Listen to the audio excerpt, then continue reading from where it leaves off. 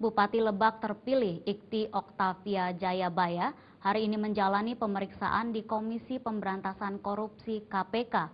Anggota DPR dari fraksi Partai Demokrat itu diperiksa sebagai saksi untuk mantan Ketua MK Akil Mokhtar terkait kasus dugaan suap penanganan sengketa Pilkada Lebak, Banten.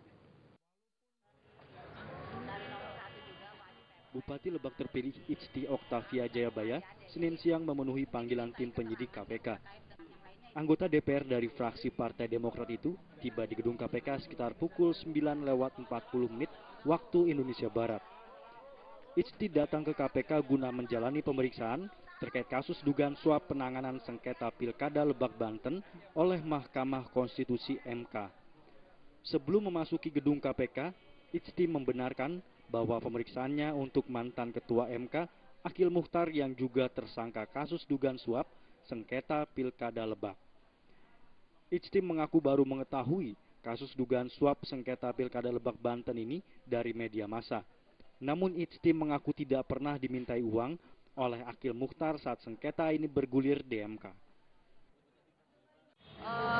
Penangkapan Siti Andayani itu yang tersangka ya, dan juga Pak Akil mungkin karena kita waktu itu kan Pilkada Kabupaten Lebak putusan MK mengenai PSU dan sekarang kita sudah selesai PSU, mungkin terkait itu kita dimintai keterangan untuk kelanjutan sidang di MK karena hasil Pilkada ulang PSU ini harus dilaporkan ke MK, mungkin terkait dengan itu.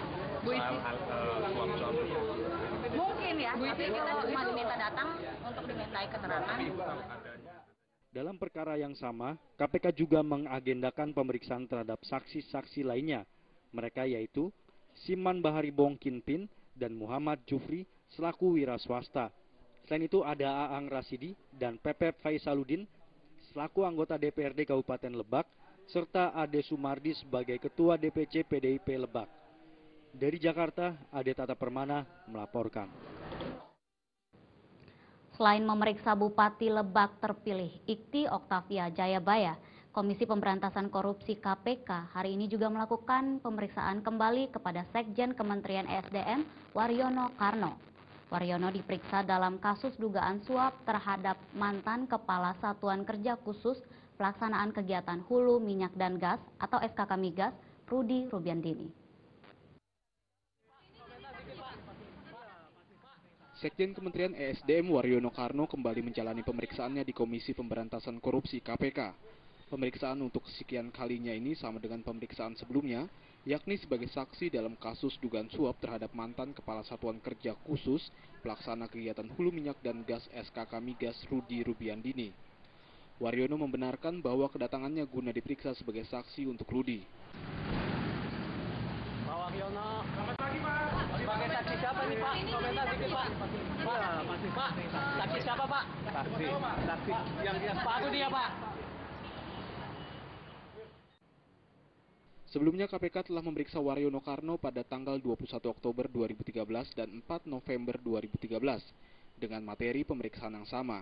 Namun sampai saat ini Waryono masih berstatus sebagai saksi. Nama Waryono terseret dalam kasus tersebut bermula dari penemuan uang senilai $200.000 di ruang kerjanya setelah KPK menetapkan mantan Ketua SKK Migas Rudi Rubiandini sebagai tersangka. KPK melakukan penggeledahan ke sejumlah tempat terkait termasuk ruang kerja Waryono. Dari penggeledahan tersebut, penyidik KPK menyita uang $200.000.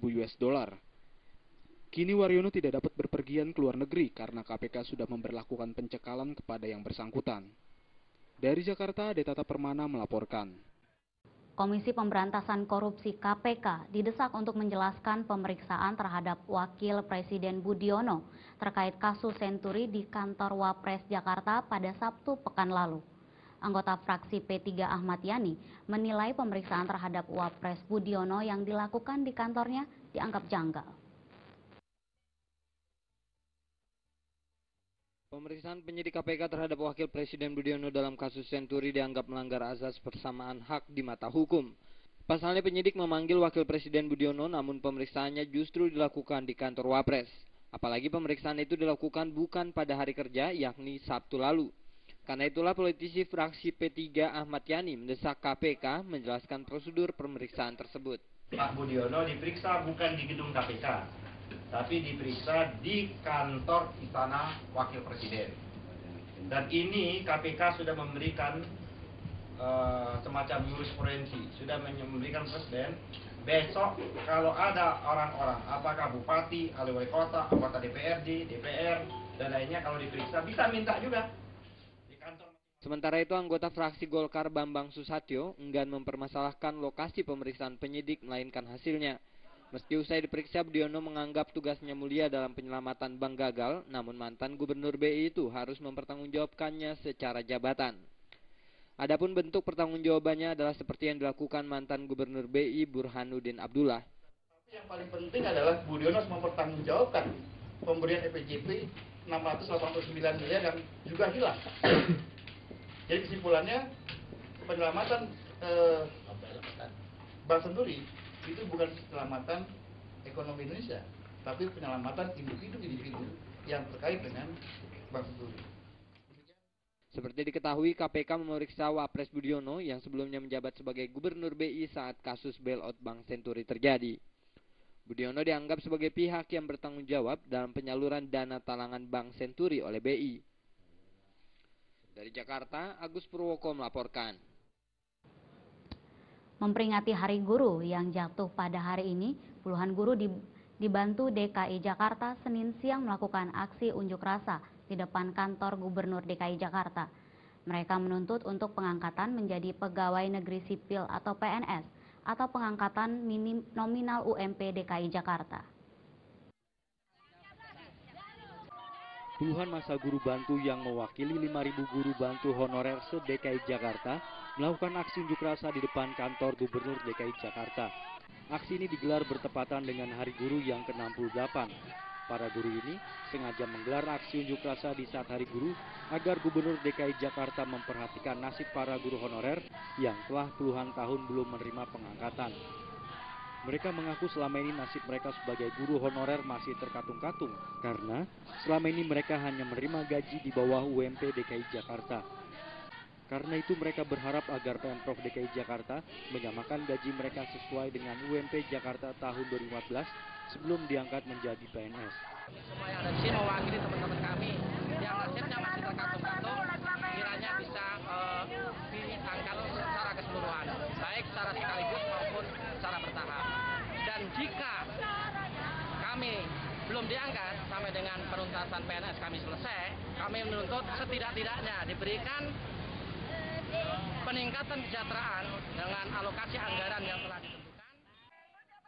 Aksi ini sempat memacetkan arus lalu lintas yang melintas di depan Balai Kota DKI Jakarta. Kendati tertib, aksi ini tetap mendapatkan pengawalan dari aparat kepolisian. Setelah puas menyampaikan aspirasinya, kemudian puluhan guru ini membubarkan diri. Dari Jakarta, Sumantri melaporkan. Kami masih memiliki sejumlah informasi lainnya.